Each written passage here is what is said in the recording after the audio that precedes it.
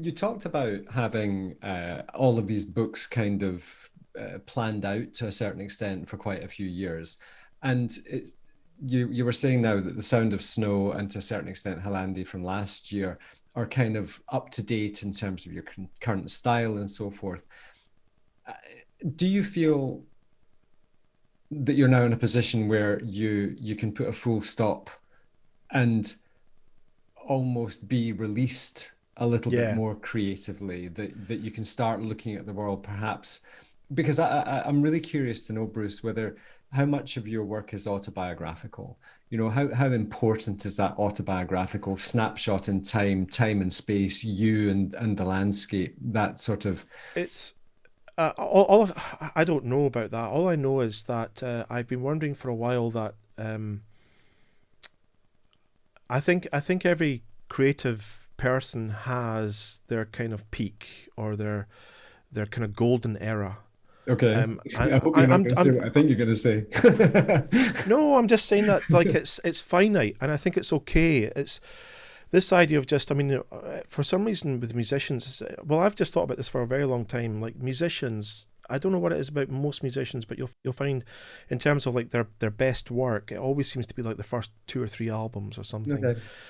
And I think that some of that could be cultural, that they were 20 years old at the time when they wrote that.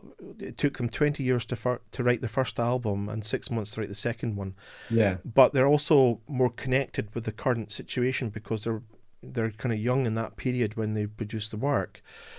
But then with artists, with painters, that's what I mean by artists, painters. It's kind of an interesting thing because I think like Rembrandt just got better and better as he got older. Totally.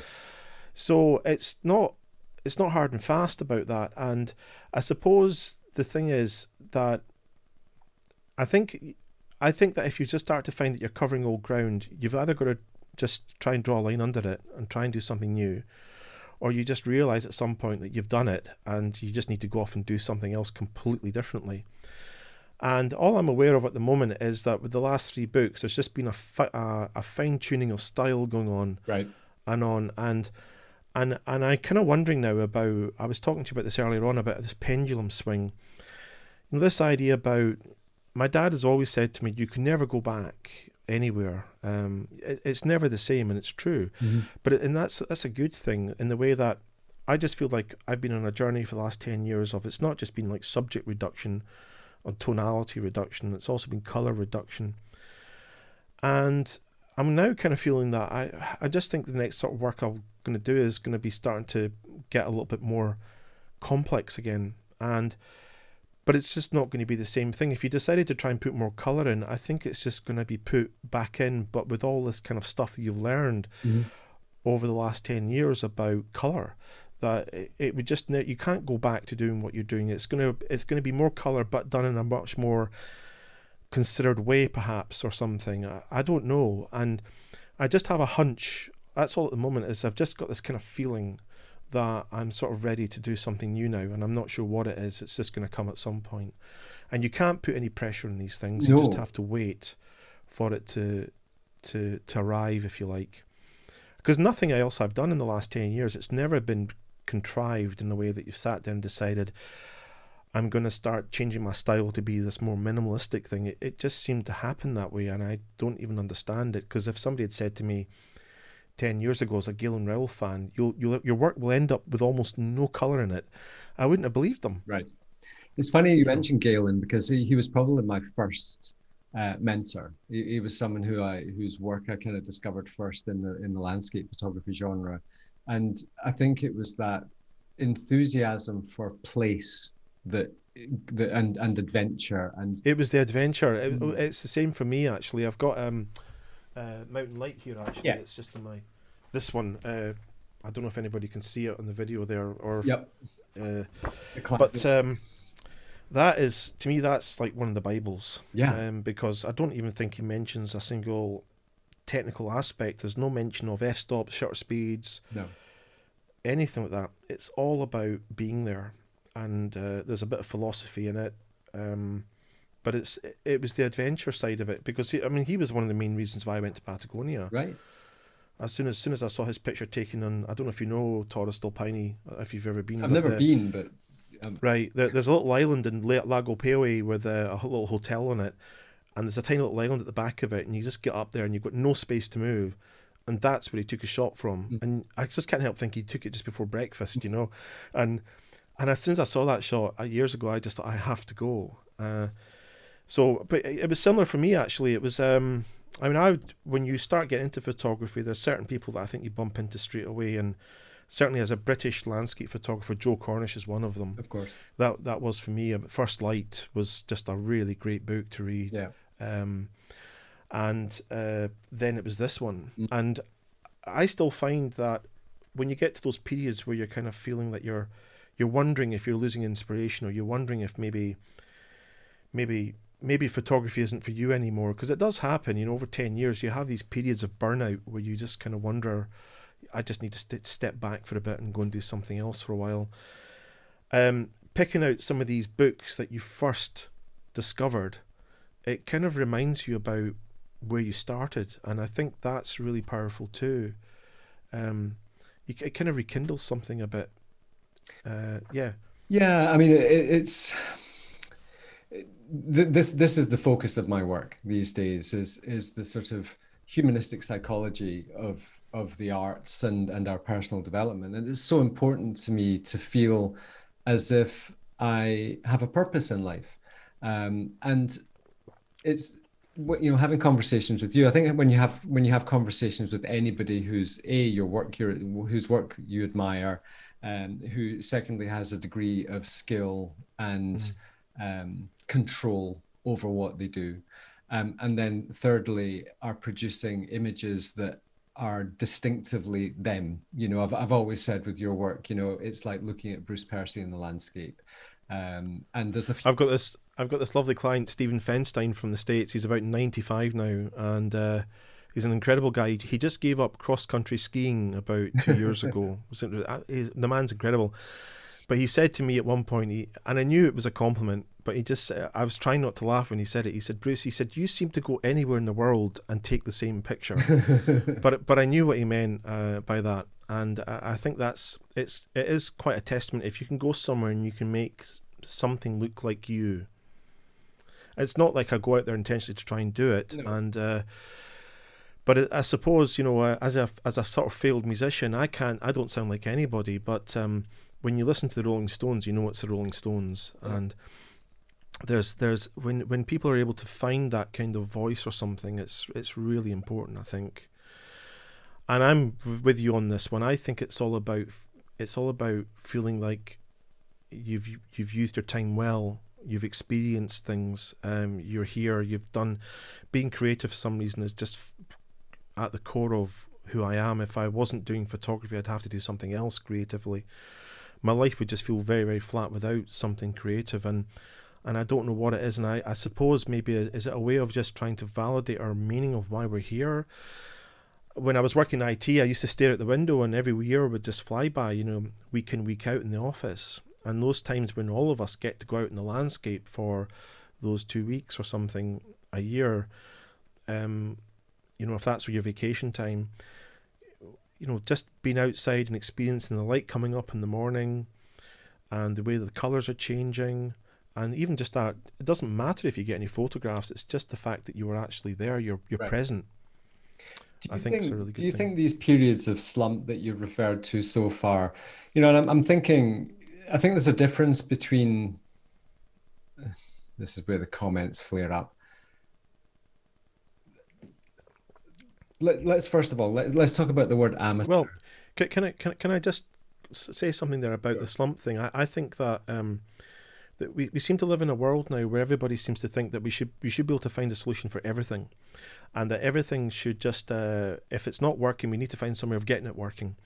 And I think that there's actually real validity in things not working for a while. And I think that I've personally found that when I've gone through a period of a so-called slump or something, usually it's the indication that something's changing.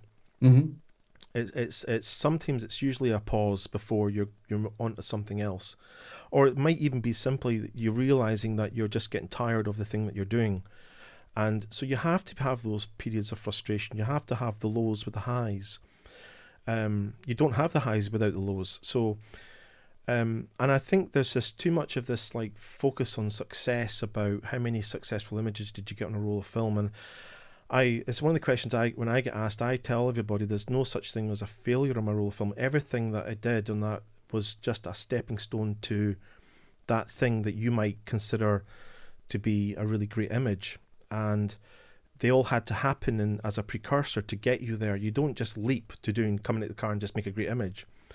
I think there's also this assumption that people who rate other artists highly think that everything they do is fantastic, and I think that great artists are very good at quality control. They're very good at understanding when it's not working and not taking it personally and just deciding to tear it up and start with something Yeah. else.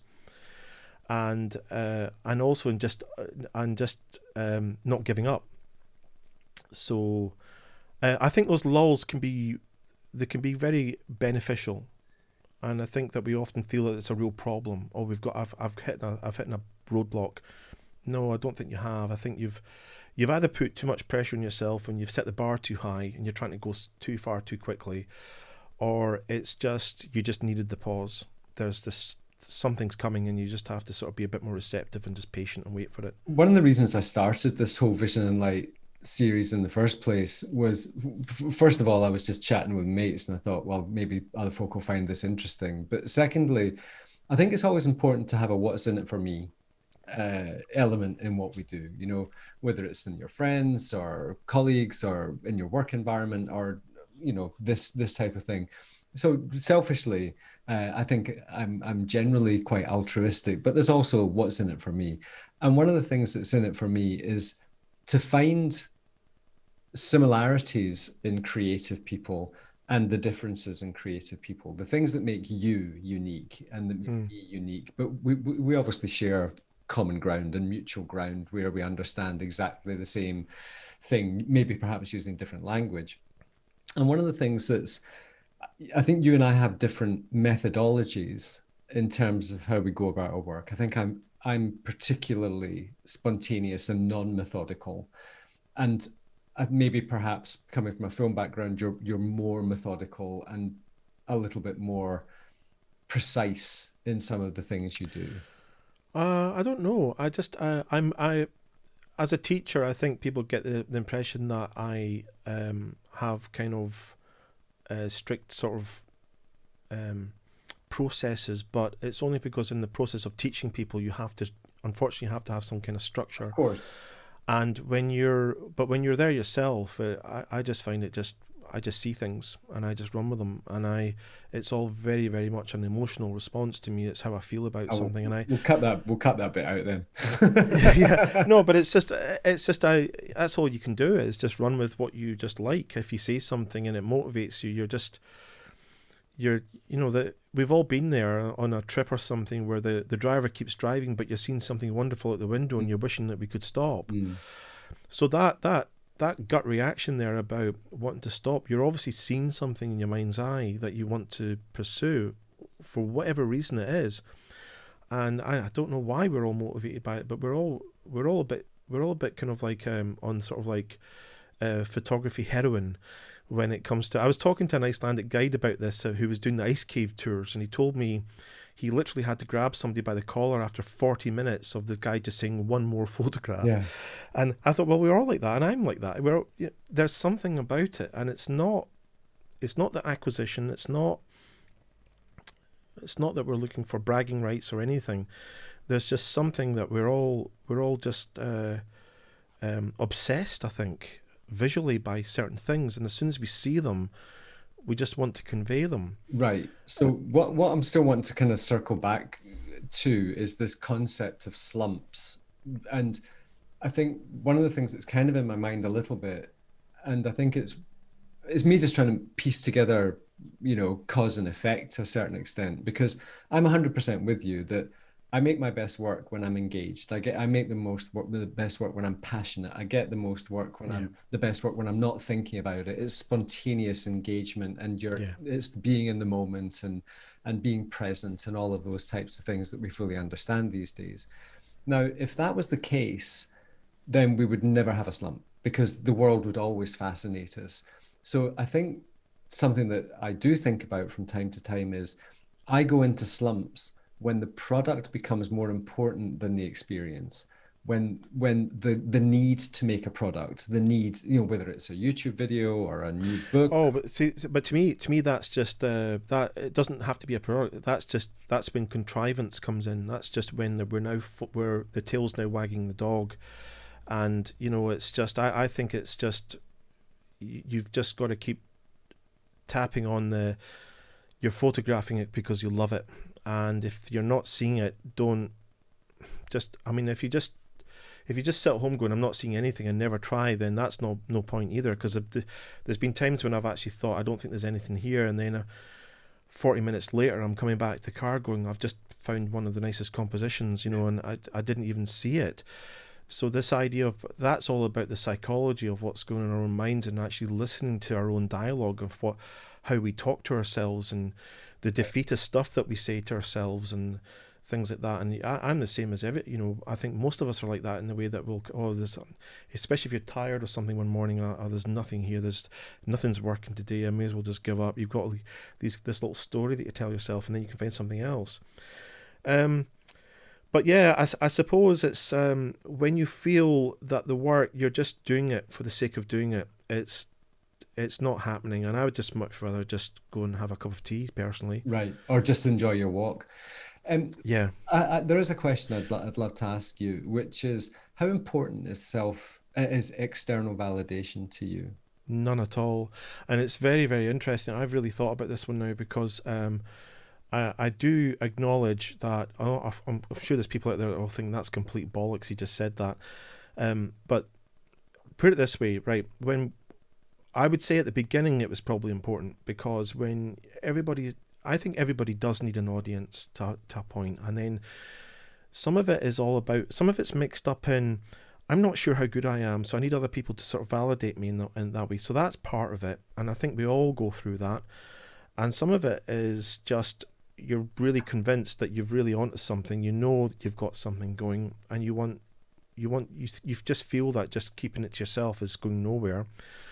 So because I still don't understand why I put my first website together in 2001, and all I can just think of, ultimately I think it was ego. I think ego always comes into it, and it has to at some point. And but I'm being very lucky. I've had 10 years. I've had a bit of a presence out there. I'm not really well known or anything, but I've got an audience, and so I've had that luxury of actually people writing to me and telling me what they think of what I do. Mm. And I've also had the luxury of actually getting to see it from that point of view that you realise after a while you get so many wild and varied things told to you about your work that about 50% of it doesn't make any sense. And even the good stuff, it's like, it's not the bad stuff, it's just even the good stuff, the stuff when they tell you they like what you're doing. And I used to make the false assumption that if they like it for the same reasons I like it, and then you'd find that they like it for something completely different. And then slowly, I think over 10 years, you just realise that none of that really matters. It probably mattered from a commercial point of view. If my workshop stopped filling up, I'd probably start worrying about it then. But it's after a while, it's just you just realise that like a compliment, it's okay, it's nice, it's very nice if somebody says it, it's nice if they think much of you, but ultimately you're doing it for yourself, and you're doing it because it's just something that you just think's really beautiful. Because some of my favourite images aren't the ones that other people like. Right.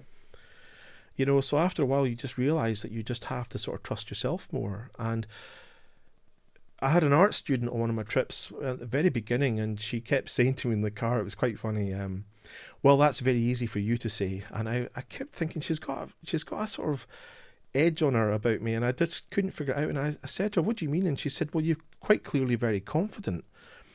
And my friends and everybody that knows me would say that I'd never have, the words confident and Bruce are not the things that I'd put in the same sentence. But I got to thinking about this, and I never ever considered it. I've been like an artistic person since like the age of 6. I was like painting competitions. I had a a relatively famous uncle and aunt that used to send me painting oil paints when I was like 9 years old. And all my friends would have just said he's quite arty. So I was always an arty kid, Mm. useless at sports. And then I got into music. And the reason why I bring this up is that I just think I've always had that freedom of expression of just trying things out and not worrying about the aspects of failure in it. And then as running the workshops, you start noticing after a while that you've got a lot of people that are coming along. They're just half of the time you're just giving them permission because Yes. they're living such regimented. Maybe they find their job not very. Some people tell me I don't think my job's a very creative job, and I say I don't. I think every job's got a lot of lateral thinking in it when you hit problems and stuff. So that's creativity in its own way. But in some ways, they're kind of worried about screwing up, and I keep saying to people, well, you have to experiment because if you experiment, then you're going to find things you've never found before. Mm. But by definition, experimentation means you don't know what the outcome is. Right. So that means you have to be prepared for it to be crap, which is okay. And it's so then you have to try and get rid of the value system out of it. You have to try and remove this idea about this is better, this is worse, this is good, I'm bad, my images are better now, I got whatever rating out of this. That whole measurement system has to kind of become less important. I suppose it has to be there to a degree in the way that you have to try and evaluate your own work, but not with any kind of status attached to it. It's just been almost like a third person standing outside yourself, looking at it objectively, and actually not beating yourself up when the images aren't good. It's okay if they're not any good. I get weeks. I remember I went to Yosemite about 4 years ago and I came home with nothing. Mm. I also went to Venice. I came home with nothing. I didn't tell anybody about that because then obviously they'll all know how crap I am. But I'm joking. But it's just, I think there's just too much emphasis on this kind of measurement, judging, and I think that it's all about, do you enjoy it? Do you get a lot of that's the main thing you should make sure that you're going to protect about what you do. If you get to the point that you're so frustrated about everything you do and you're not happy with any of it, you've reached this kind of, you've probably falsely entered into the realms of perfectionism, and that's an unhealthy thing to do, I think. I've talked about this a long time on my blog about this perfectionism. It's great to try and strive for excellence, but perfectionism is just something that doesn't exist, and I don't think any artist out there can ever say that their work is ever finished. No. So you're just, and I would not want to keep going back and rewriting the past and keep trying to perfect something I made a year ago. I'd just much rather just keep moving forward and try and keep it fresh.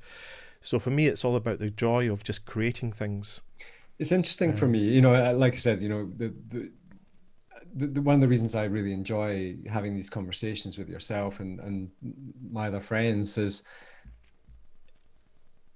it's almost a way for me to, well, for start to integrate with other people and to talk the same language about what we do at a level that is, because we spend so much time doing it and thinking about it and procrastinating over it and writing about it and educating through it and all of these different things, it is our lives. Choosing the life of a landscape photographer is a lifestyle choice, and every single thing that we do is creative, whether it's reading a book or going for a walk or going and I agree. I also think it's a calling. yeah. Now It's kind of a bit like that. my curiosity, I think, is because I think you and I have a very different language set for how we perceive ourselves within the art realm or the creativity spectrum.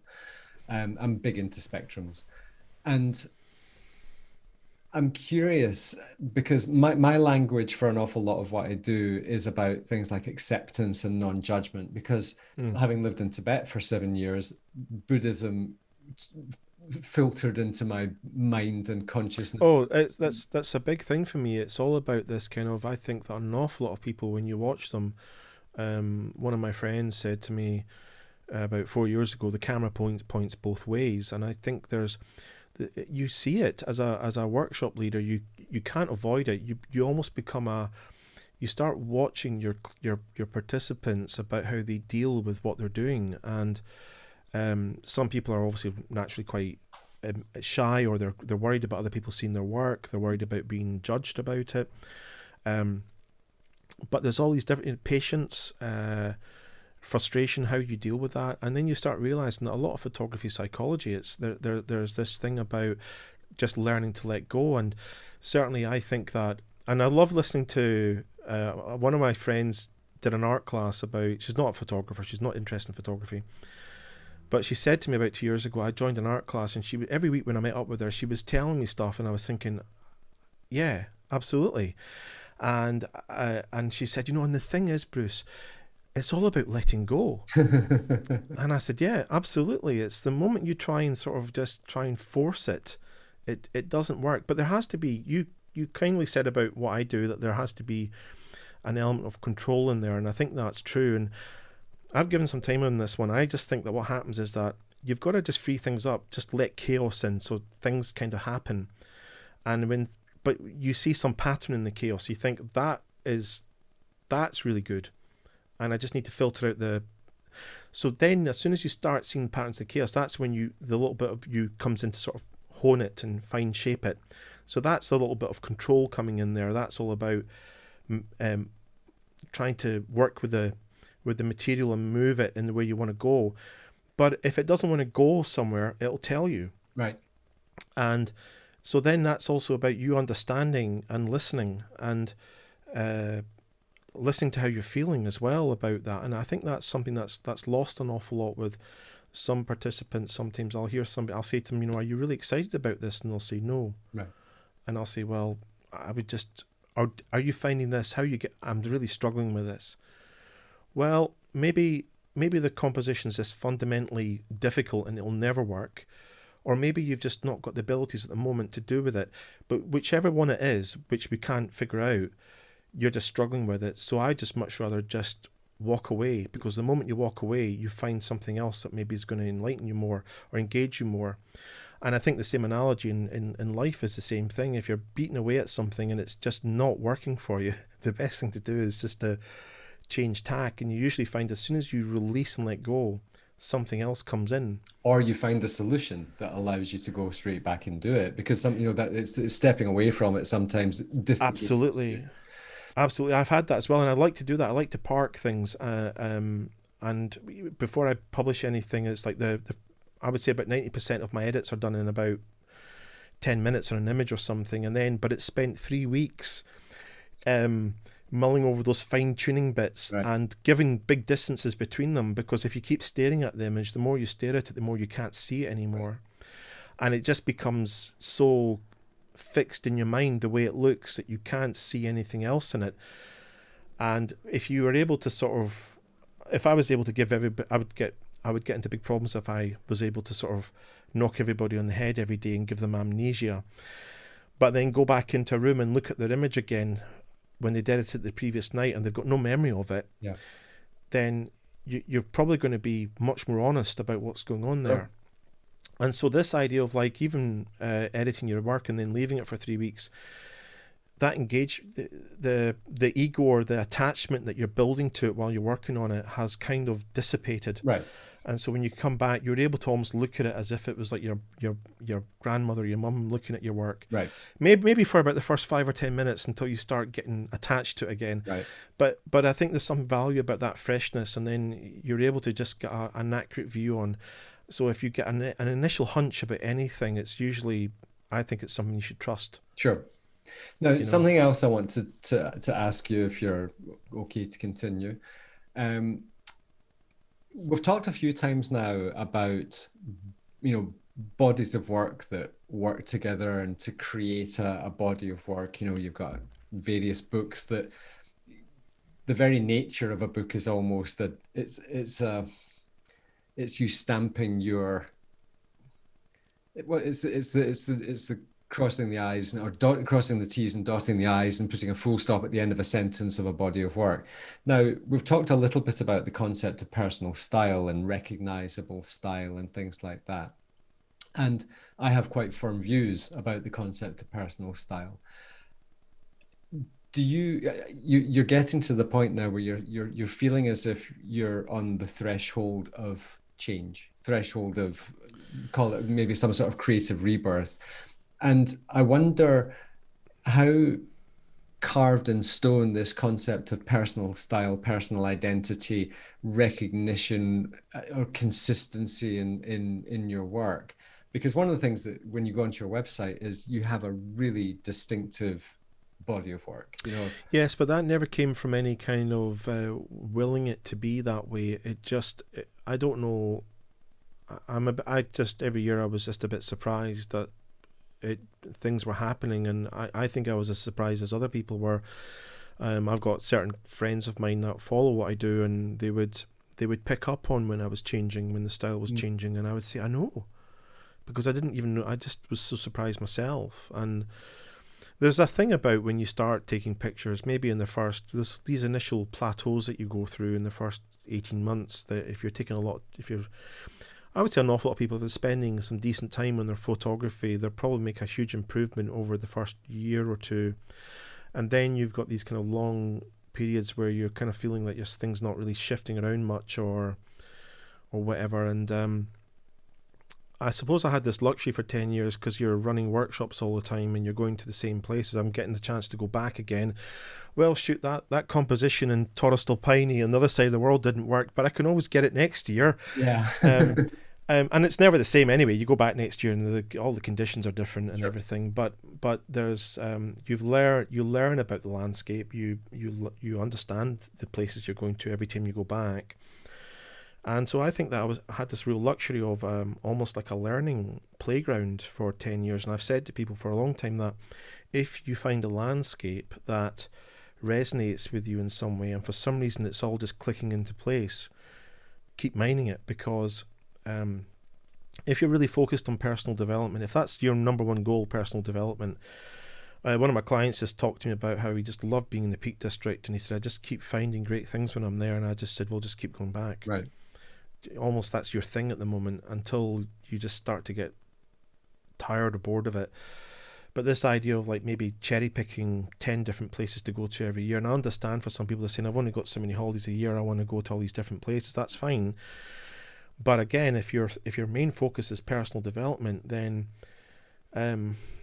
if you've found something that's not done yet, you've not finished with it, then it seems a shame not to go back and just keep exploring it, because it's obviously telling you, I've got something to teach you. I'm kind of pitched at the same level you're pitched at, but I've also got a bit more to me that you can comfortably move into and learn from. So certain landscapes for me were great educators. So Altiplano was the first one that put me on this whole stylistic change thing. And it's only become evident for me from looking backwards, not Right. from like there was any conscious decision. It was Okay. just looking back, I realised, so it was Altiplano taught me an awful lot. I remember thinking my first set of images from Altiplano were really simple, and now when I look at them, I'm sort of quite embarrassed by them, And but everything's stepping stones. I couldn't have done Hokkaido without doing the interior of Iceland, and I couldn't have done the interior of Iceland without doing Altiplano. Right. So these things have all been kind of educators and moved me on, and I've completely forgotten what the point of your question was again. Sorry. Well, it was the concept of personal style, and I think the reason Ah, the reason I wanted to bring it up was because I look back on my own photography education, and I think when I got back into photography, which is about the same time as you, 2000, 2001, 2002, that's right. Yeah. and I started back into it in my mid 30s by pointing my camera at things that excited me, engaged me, fascinated me, just caught my eye and my imagination.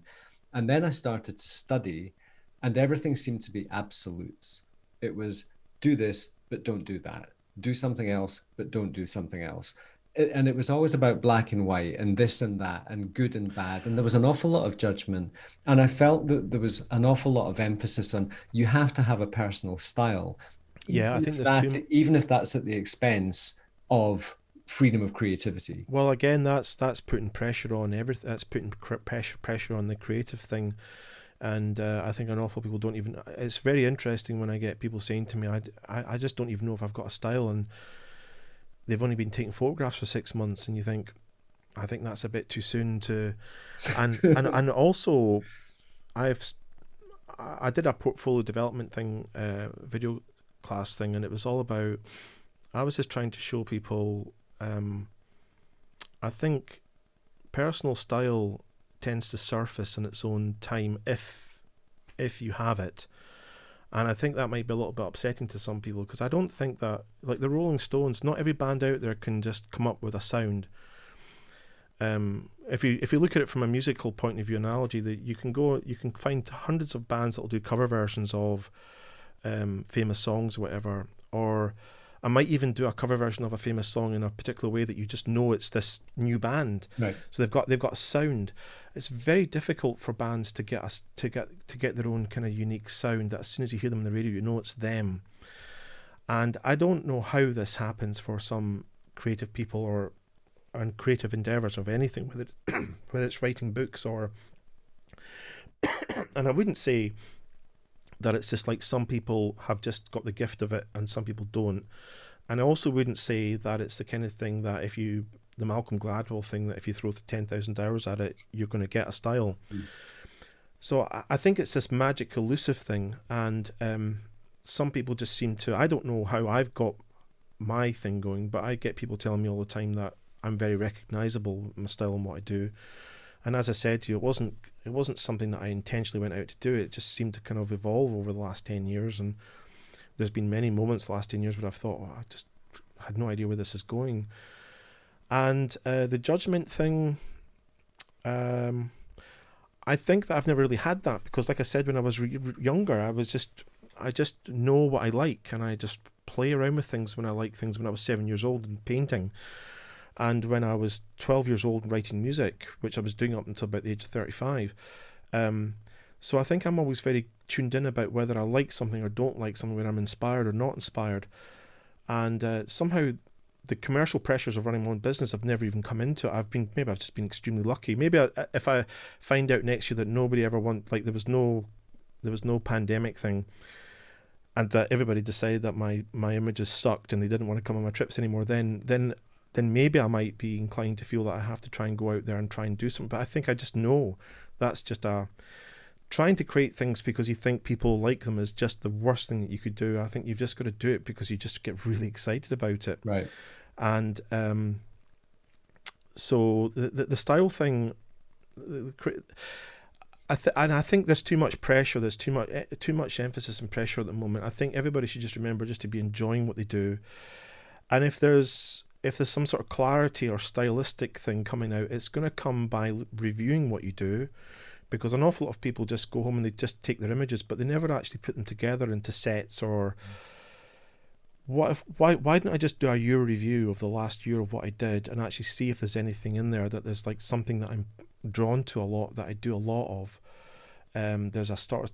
I've never really picked up the fact that I seem to be really big on taking pictures of wombats in Australia or something or whatever. It's just I've just realising that you've got this thing going. But it comes from looking at the work over the next, and it's really good, healthy from a point of view of just even every year to check in on yourself and look back at what you did a year ago and say, oh, I'm not doing that anymore. Mm-hmm. I seem to have shifted in some way. So then you just get a sense of that. You can kind of almost see who you are in there somewhere. There's this stream and it's flowing, but you're in there somewhere. Mm. And all you're aware of is that you're moving. And so it's almost a way of, the moment you stand still, you can't see yourself. But the moment you're moving, you can see, oh, that's where I was. That's kind of where I am now. There's something about me in there. And it's evolving over time. But I think it's just, I certainly think it's great to encourage people to try and find individuality now, because in the social media thing, we're seeing countless tried and tested, classic compositions and things like that on those platforms and things. But it's I don't know if there's a golden thing for it. It's all about it's all wrapped up for me in confidence, trusting yourself, believing, conviction that you're onto something when you think you're onto something, not being too worried about what other people think. There's just too much worrying about looking over your shoulder at what everybody else is doing. I think in some respects, switching off the Instagram account and going off and becoming a hermit for 10 years and on a mountain somewhere would be really beneficial if you could, because then you know that anything you're doing isn't based on something that you've seen before. I mean, great, you can get inspiration from it, but I just think there's just too much emphasis on trying to get a style when maybe you're just too. It's just you've just got to let it come. It's just going to surface in its own way, but you'll get inklings of it from reviewing your work and trying to understand what it is that you do just by looking at your work and thinking about it more. And when we're just coming home and just selecting the best images and then publishing them and that's it. I don't think we get that much. We don't get that chance. But like, if you have an Instagram account, you could maybe go into your Instagram account and look around. I find it fascinating when I go look around some people's Instagram accounts, because sometimes you can see, oh, that is their strength. That's their core strength there. These core 10 images, and there's a bunch of 30 other ones where it's all over the place. Yeah. And you kind of think, you can see that's their signature there. And so I think that review thing of what you're doing is probably the way to find it. I'm always fascinated by people. I think people and their creativity and the product of their creativity is a very interesting and deep mine of insight. And you've mentioned a few times now two words, and one of them is lack of confidence, or two phrases, lack of confidence. And then the other one you've talked about with regards to creativity and the development of personal style is confidence that what you're doing is you and of value and insightful and so forth. Now, how important do you think your development as a photographer and a creative person has helped you to become more confident as a person, and has that filtered into other aspects of your life? So yeah, massively, absolutely, Alistair. That's an interesting thing, because I think the thing I'm always worried about with artistic endeavors is that art's it's a completely arbitrary thing. It's one of the reasons why I'm not that interested in competitions, and I've never entered my work into any of this stuff, because I think it's all just completely arbitrary, and I'm doing it for myself. And I just do it for the joy of creating things. And like I said to you, it's really important to me that I feel like I'm doing something. But if you'd asked me like 20 years ago, I would have defined myself as a musician. And I'm very much an acknowledgement that I'm very aware that somehow it's really important to me to be a creative person. And I'm very lucky in the way that I've managed to actually finally find a job that I just think that was meant for me to do. If somebody said to me probably at the end of my life, if you're going to look back and review it, Bruce, what do you think you were here for? I would say just to be artistically creative. Maybe if I'd just before we got born, we were sitting there saying, yeah, I'll sign up for that. I'd like to go to planet Earth, please, for 70 years. And what do you want to do in there? I just want to be a creative person. That's how I define myself. Okay. So I'm fully understanding that it's, for some reason, it's extremely important to me. I don't know why. Maybe it is wrapped up in some form of ego or something. I don't know. All I know is that I'm not bothered about the adulation or anything. I'm not bothered about whether anybody gets it or anything. And it's and I got pushed into doing the whole workshop stuff anyway. Initially, I was never really going to initially do it. I had got a couple of friends of mine that told me this, and this is back in the day when, I mean, how everybody who has probably got a camera probably eventually gets told by their family, "You're great, you should go professional." And I was one of the fools that actually believed this, So, but I was also looking for an exit strategy anyway. I just didn't want to be in IT. I just knew that I was sucking the soul out of me, and I understand that what I do. Some people might look at what I do and say, "Well, he's really lucky. He's an artist. He gets to do." But my life really isn't like that. It's more like a lot of this is also about looking after people, and one of the things I get a lot of enjoyment out of is people be getting inspired, and just like you've actually spent time with somebody, and somebody, instead of somebody saying to you, "That's a really great computer program you wrote," that somebody's just saying, "I just had a great week," or I feel enthused or inspired about my photography or whatever, and you think, wow, that's a really great thing to do for people. Yes. So there's all that aspect. So I'm really grateful about the position I'm in. Probably the best compromise, because ultimately I would probably just like to be able to go roaming around the world just creating art, and and just and that's all I do.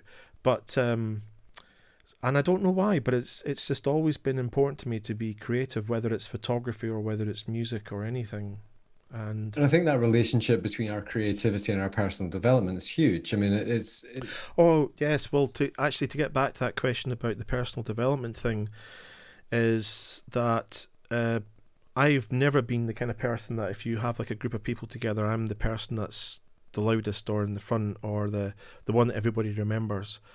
I'm usually the kind of person that's kind of in the background. And when you're running tours, you can't be that person. You've got to kind of run the thing.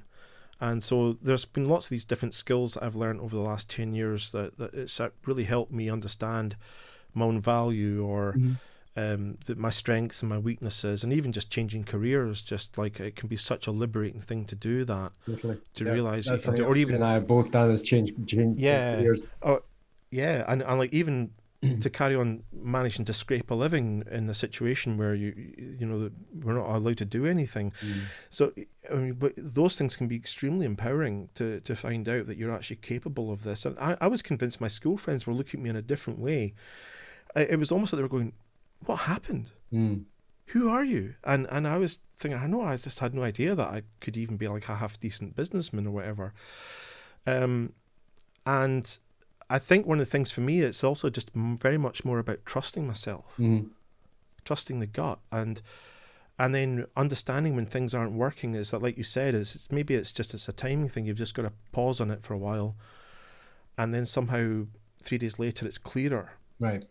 about it. But just I think being self-employed is a hugely inspirational thing to do if you manage to get it right. And one of the things that somebody said to me at the very beginning was that when you start off on your business plan, just fully don't be determined to keep to the where you we thought the plan would go. If it's going to start steering you off and you end up becoming like a baby photographer or something, just run with it.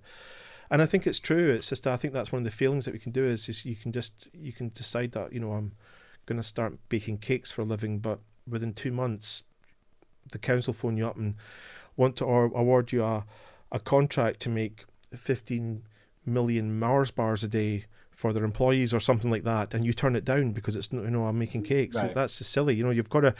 That's the universe talking to you, and it's like taking you a certain direction. You've got to run with it. Um, so the personal development thing, I think I've learned a lot about myself over the last 10 years. About what I'm capable of doing and how I can survive certain things when they. You'll know this as well. My guide in Iceland's got this. He's got this big massive super truck with the big wheels and everything on it, and he's got this dashboard on it, and there's a button on it that says front rockets, rear rockets, seat eject, and there's another one that says do something. And Mm. I said to him, that's the tour guide button. Yeah. And he said, yeah, because I've had several situations in the last 10 years where plan A didn't work out. The road that you go down every year has been closed this year. Yeah. So you go to plan B only to find out that there's been no rainfall this year, so the waterfall's all dried up. Yeah. And you don't have a plan C, but everybody else in the car is completely unaware Yeah. that you don't have a plan. Yeah. And they're all chatting away and they're all happy and they're all having a great time. And somehow you just get through it and you survive it. So there's been things like that from a business point of view, and then even just trusting myself about the art, just the conviction to try and put things out there, and just utterly convinced that I know that this was going to lose some people because what I was doing 10 years ago had a lot of colour in it. Mm.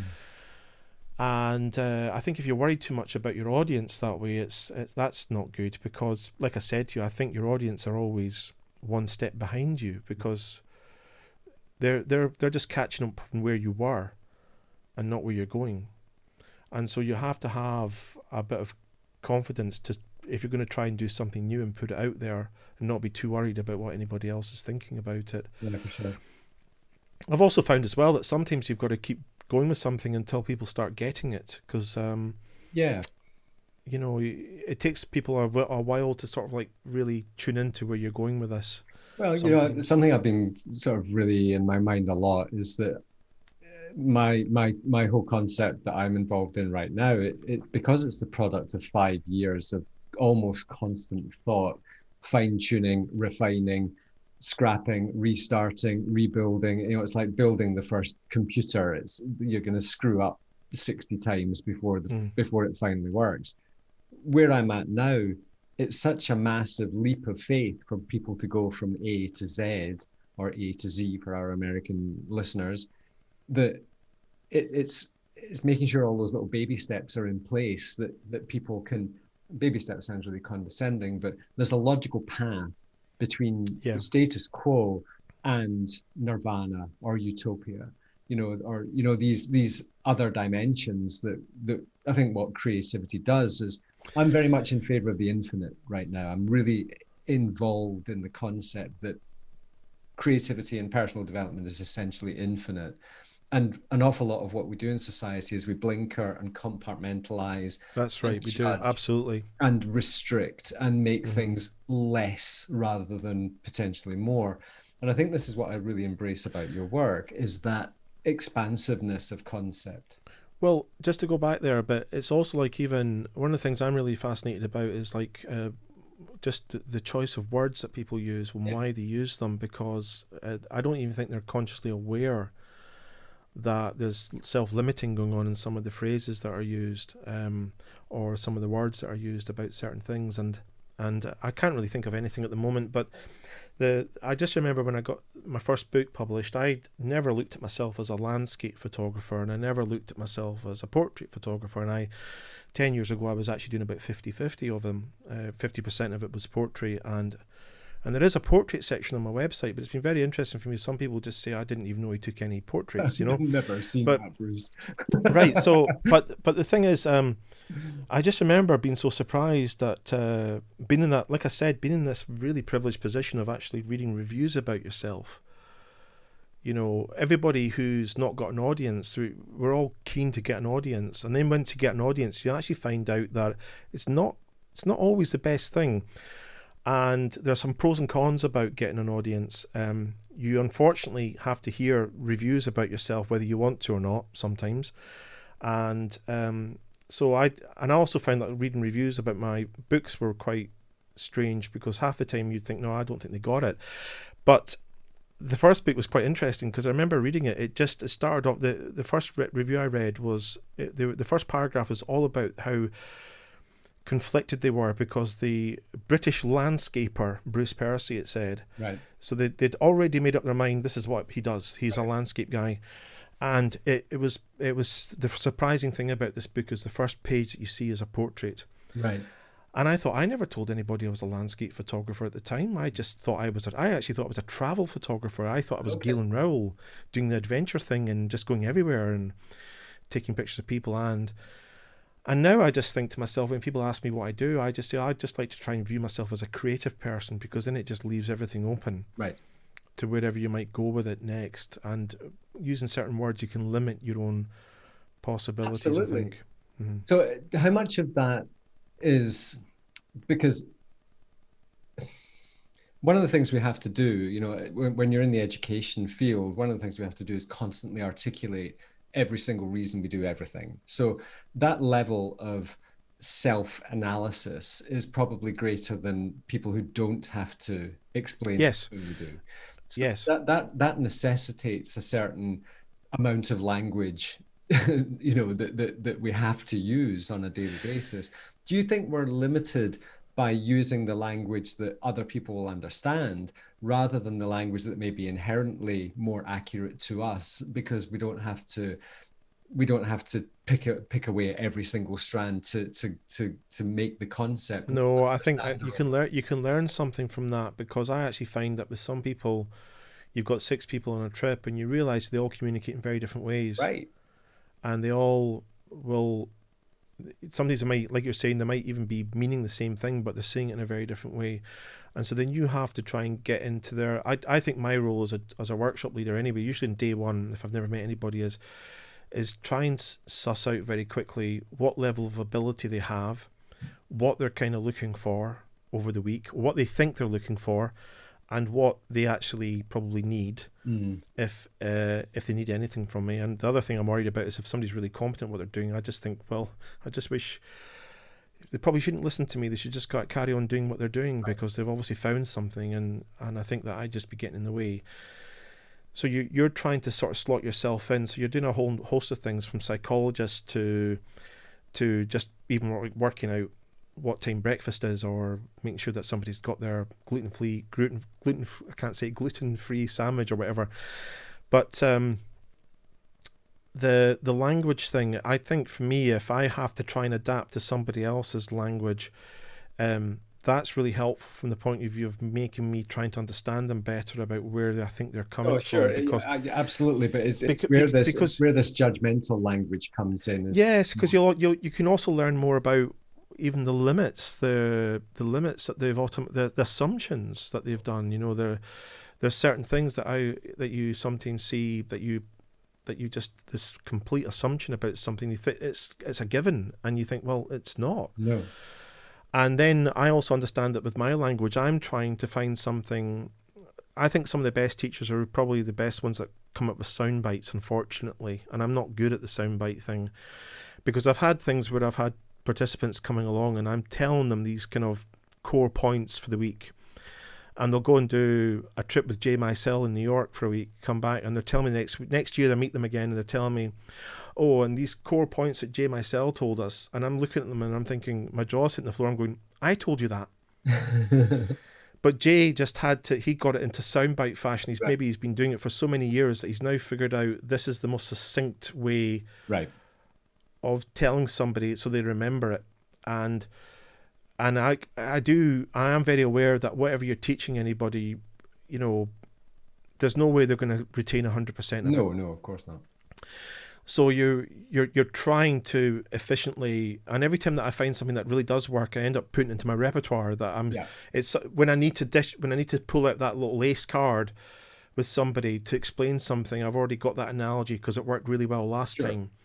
That kind of thing. But yeah, this is all very fascinating, and to me, I think it's about psychology. A lot of it is all about people's own view of what they think photography is and isn't. Right.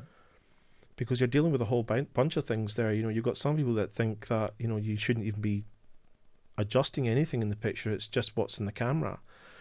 And then the other assumption you get, sometimes I get people saying, I spend too much time on my computer. I just want to nail the pictures in the field. And I'm thinking, well, good luck with that one, because you can only get so far with that if Right. you can get some great work just working the field alone. But there's also something really creative and just a creative endeavor in its own way when you're working in a digital darkroom or an analog darkroom, printing, toning things. So it's kind of an interesting thing, and I occasionally get it wrong, and I come home and I feel that I've learned something, and I feel I've learned something in every workshop, to be honest. But it's one of the things that gets me, for example, is I always find really interesting is how many people have to have 50% sky in their pictures. Mm-hmm. And I've done this a few times with some of my better known clients. They've not known about this until afterwards, but they compose a picture and they've gone off their camera bag to get something.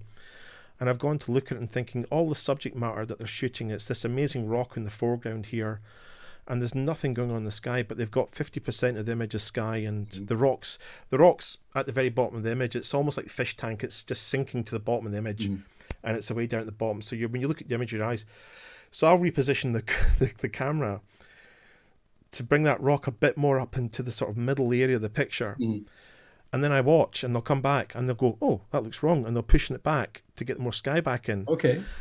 And I'm just, that's my thing at the moment. I'm really intrigued by is that I still haven't quite figured out why this is happening. If there's nothing actually going on in the sky, that it's completely blank or something, and you've got this main subject matter in there, why you're not trying to take maybe more proportion of the foreground and less of the sky or something. It's something that I do an awful lot of in some of my shots, and I don't see that in a lot of people's work. It's usually all sinking down at the bottom, and I can only think it's some sort of psychological thing. There's something about our human vision that does this, or maybe it's something that about maybe at landscapes, maybe we perceive that half the landscape is the sky. I may have a bit of a solution to that, which is I think a lot of the there's a lot of thoughtlessness goes on, and that sounds like a criticism, but it's not. It's just there's that level of that level of analysis that I talked about that Mm, you do and many other people I know do, that total understanding of why there's that much sky, why there's that much foreground, why the distribution of space, mm, why the distribution of color, tone, texture, etc. This level of analysis. And I think one of the main reasons for 50-50 compositions, in my experience looking at other people's work, is indecision, in that mm. it's if you split the frame 50-50, it somehow feels oddly symmetrical and calming because you have this 50-50 division of space. I think indecision's a very good way. I like that. I think that might be more to it. Um, the thing for me when I'm actually taking pictures, I'm not very consciously aware of. I'm not sitting there mathematically pointing everything out and No. understanding it. It just seems to sort of click for me. But I think that's again, it's basically because these are sort of things that I've probably learned when I was 7 with composition, and understand that other people they really are actually having to try and sit there and try and figure out where everything's going. And I remember one of the very first things I ever read when I got into taking pictures was paying attention to the edges of the picture. Yeah. And it's very interesting. You know, well, if you think about every time you hand up a camera to your mum or something to take a picture of the family, you'll find that everybody's right in the middle. The faces and everything are right in the middle. So the picture's this big, but the faces are right in the middle, and there's all this space at the top. Mm. And so that she's not like moved the camera down, so the heads are almost at the top of the frame. Mm. It's just, and that is probably because she's just focusing on the faces, and you use about 2 or 3% of your vision, Yeah. and the rest of it's all periphery. Yeah. So the thing is, for me, I remember thinking when I read that, I think it was an Ansel Adams quote or something. I remember thinking that was so powerful for me because the first couple of years I was composing, I did have to pay an awful lot of attention to what was going around the edge of the frame, and actually trying to figure out if something was poking in from the side. And as you'll know yourself, it's something you'll see a lot in some people's work. Mm. There's that little rock popping in the corner that they didn't really notice at the time because they're too focused on what's happening in the middle of the Yeah. frame. And so so you and then it gets to a point that you get a gut feeling for it. Now I personally feel that the periphery vision is my subconscious. Mm-hmm. Now that when I'm looking at an image, if there's something in the periphery that's nagging at me, I'll usually know about it. Right. It's snagging away, but it's more a gut feeling. All I know is something's wrong in the image, but I don't know what it is, and it's usually something that's kind of just sitting out in that periphery area of it. I think we'll wrap it up there for this little session. It's always a pleasure to talk to you, Bruce. I enjoy them immensely. So thanks very much for your Well, time thanks as again, always. Alistair.